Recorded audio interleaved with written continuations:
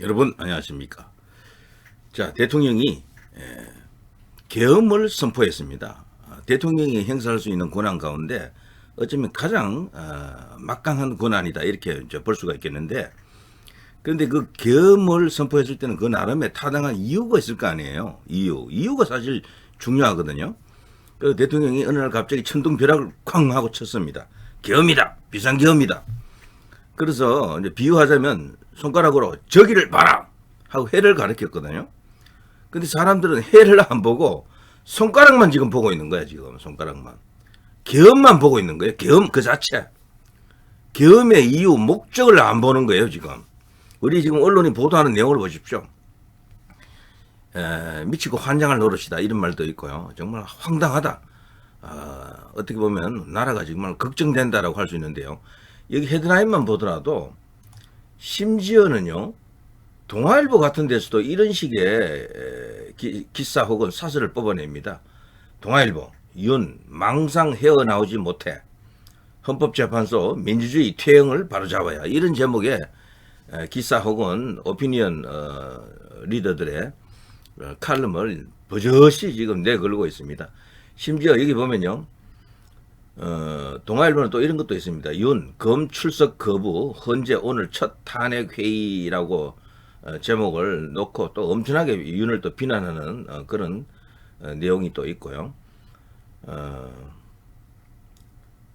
중앙일보, 대통령 검찰 소환 불응 계속된 체포를 진지하게 검토하고 있다.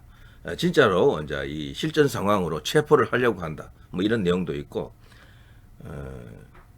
한국일보, 윤 탄핵이야말로 바로 민주주의를 살린 것이다. 이제 경제 민생을 살리자. 뭐 이런 것도 있고.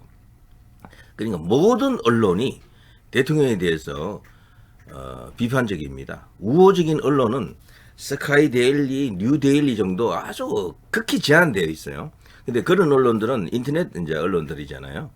그 메이저급 언론 중에서 대통령에게 뭔가 우호적이지 않다 하더라도 객관적으로 중립적으로 기사를 작성하는 언론사는 현재까지 없습니다. 조선중앙동아를 보더라도 전혀 없습니다.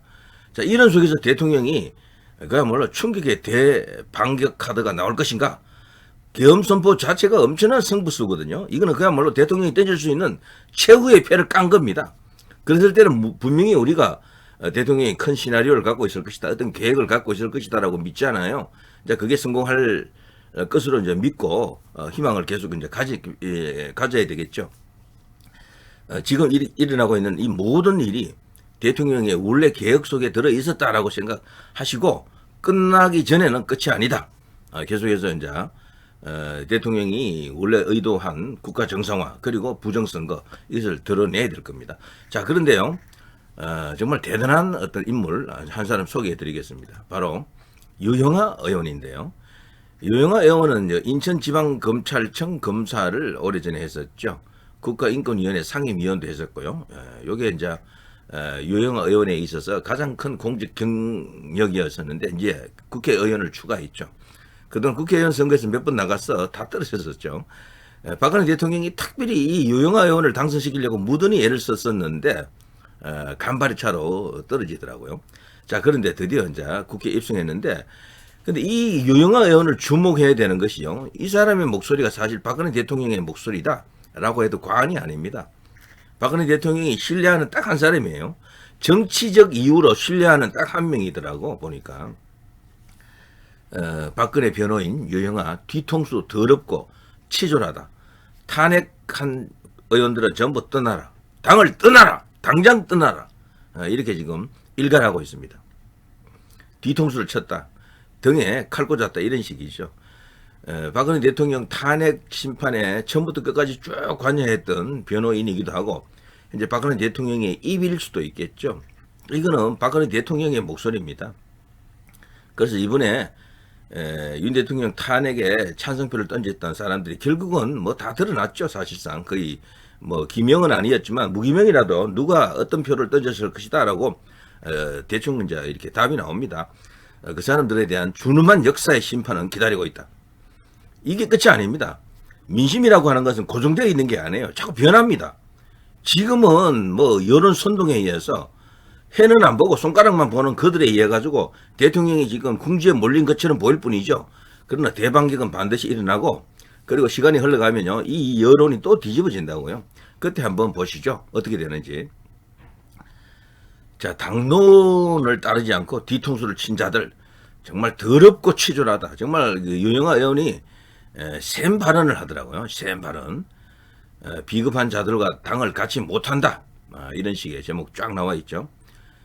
지금까지도 역겨움이 가시질 않는다. 이런 식으로 했던데, 자, 유영아 의원의 생각은 바로 대통령의 생각이다 라고 생각합니다.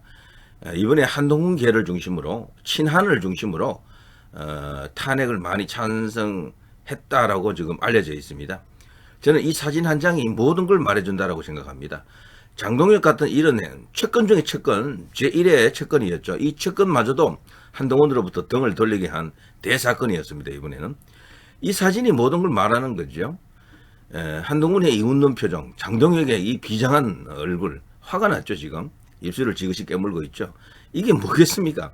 이 둘의 관계가 조금 전까지는 굉장히 어색했겠죠. 뭔가 이렇게 감정이 상하는 상태였을 겁니다. 그런데 문을 활짝 열어보니까 앞에 카메라가 있네. 한동훈은 순간 표정을 바꿨습니다. 이렇게 웃는 얼굴로. 이제 한동훈은 이런 거 보면 연극을 잘할 것 같아요. 장동혁은 그 표정 그대로 지금 나온 거죠. 두 사람 다 원래는 씩씩거리는 표정이었을 겁니다. 그런데 이렇게 된 것이고, 자, 이걸 보면 한동훈이 갖고 있는 무게감을 우리가 다 알 수가 있습니다. 주변 사람들이 하나둘 이렇게 떠난다라는 것은 그릇이 작다라는 걸 이야기합니다. 이런 식으로 사람들과 같이 어울려서 뭘 하는 게 정치인데, 정치가 맞지 않는 거죠. 한동훈은. 검사는 누구랑 어울려서 할 필요가 없어요. 혼자 하면 됩니다. 근데 혼자서 북치고 장구치고 하면 되는데, 그리고 자기가 갑의 위치에 서는 거잖아요. 정치는 갑의 위치에 서는 게 아니에요. 그야말로 뭐 말로는 많이 했지. 더불어 어쩌고 저쩌고, 함께 가면 길 어쩌고, 이런 거로 말은 했지만 실제 그걸 할 줄 모르는 거지, 한동훈은. 그러니까 정치인으로서 자질이 없는 겁니다. 자질이. 정치인 자질은요, 머리 좋다고 나오는 게 아니에요. 그걸 기본적으로 몸에서 그게 체화되어 있어야 됩니다. 자랄 때부터 정치인으로 성장할 수 있는 사람들은 사람 만나는 거 좋아하고 어울리는 거 좋아하고 이런 사람들이 있어요.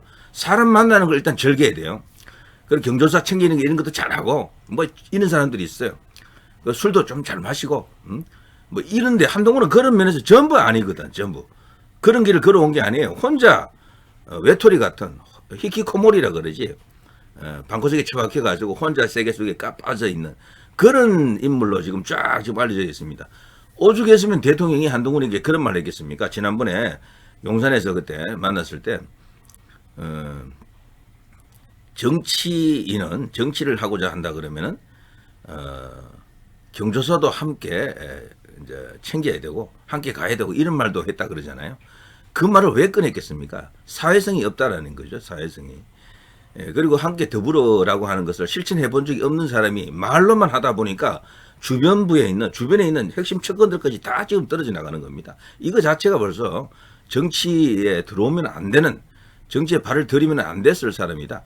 그냥 검사를 계속 하다가 퇴임하고 변호사를 하든가 자기가 원래 하고 싶어 했던 대학 강단으로 가서 뭐 강의를 하든가 이런 걸 했어야 될 인물인데 엉뚱하게 비대위원장이 되면서 인생이 나락으로 떨어지는 것 같습니다. 지금 한동훈 지지자들은 뭐 그래도 지금 한동훈 말고 누가 있느냐 자꾸 이러더라고요. 이제 곧 대통령이 탄핵이 이제 이렇게 마무리되고 헌재가 탄핵 인용을 해버리고 뭐 조기 대선이 열릴 경우 국민의힘에서 내세울 선수가 한동훈 말고 누가 있느냐 이러는데 천만의 말씀 만만의 콩떡입니다. 세고 셌습니다. 한동훈보다 나은 사람 많습니다. 제가 볼 때. 한동훈은 이제 더 이상 표가 많이 안 나옵니다. 지지율도 벌써 그렇게 수직 하락해버렸는데 어떻게 올라옵니까? 역대 사례를 보더라도 그런 사람이 다시 올라오는 경우는 없었습니다. 이번에 탄핵 과정을 거치면서 선명하게 다 드러났어. 그동안 모르고 한동훈을 계속 지지하던 사람들까지도 다 이제 철수하는 거죠. 지금까지도 한동훈을 지지할 수 있는 사람은 뻔합니다. 그동안 국민의힘 지지자가 아니었을 겁니다. 외부에서 왔거나 국민의힘 지지자라도 우파 성향이 아니거나 이런 사람들이에요. 그래서 지금 7% 8% 뭐 이렇게 나오는데 거기서 더 떨어질 가능성도 있어요. 한동훈은. 그럼 뭐 끝이지 뭐. 어떻게 뭐 한동훈이 조기 대선이 열릴 때 보수에서 국민의힘에서 1위를 할 것이다. 어떻게 그렇게 생각할 수 있겠습니까? 저는 다른 사람이 다른 여러 어떤 그 노련한 경력자들은 많잖아요. 거기다가 또 새로운 어떤 제3의 카드도 등장할 것 같고 한동훈에 의한 어떤 독주는 일어나지 않는다 이런 생각을 이제 해봅니다. 자 아무튼요 유영아의 이 목소리가 바로 박근혜 대통령의 목소리고 이명박 대통령의 목소리입니다. 여기에 함께했던 그러니까 탄핵에 함께했던 그 정치인들 그리고 한동훈 같은 저런 정치인들은 국민의 눈높이를 끊임없이 이야기했지만 정작 그들이 보듬어야 될 진짜 국민들은 모르는 거죠. 국민의힘에 왔으면요 여기 국민의힘을 지지하는 기본 지지층의 생각을 먼저 읽어야 됩니다. 그거는 국민이 아닙니까 그러면은? 자 아무튼 지금 우리나라는 대통령이 계엄이다. 저기를 봐라. 나라가 위험하다. 국가가 무너진다. 종북 세력, 뭐 친중 세력도 사실 그 안에 들어가 있습니다. 종북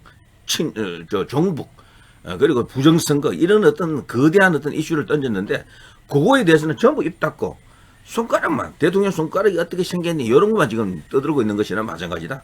한심하기 짝이 없죠. 이것을 세상에 드러냈고 이것을 통해서 나라를 완전히 정상화시키겠다. 누군가 가야 할 길이라면 내가 가겠다. 누군가 해야 할 일이라면 내가 하겠다. 그게 윤 대통령의 말입니다. 벌써부터 이제 그런 심정으로 매를 맞더라도 비난을 받더라도 그 길을 뚜벅뚜벅 가겠다라고 벌써 선언을 해놨어요. 오래전에. 이제 그거를 단행했던 겁니다. 자, 그게 이제 약간의 차질이 생겨서 조금 탄핵 과정에서 이런저런 어떤 아름답지 못한 그런 상황도 연출되고 있습니다만 그러나 이 모든 것들이 대통령의 기본 얼개, 기본 어떤 구상 속에 들어있을 것이다라고 믿고 지금도 계속해서 저들과의 일전을 계속해서 겨뤄야 되겠죠. 자, 누리 PD 김준희였습니다.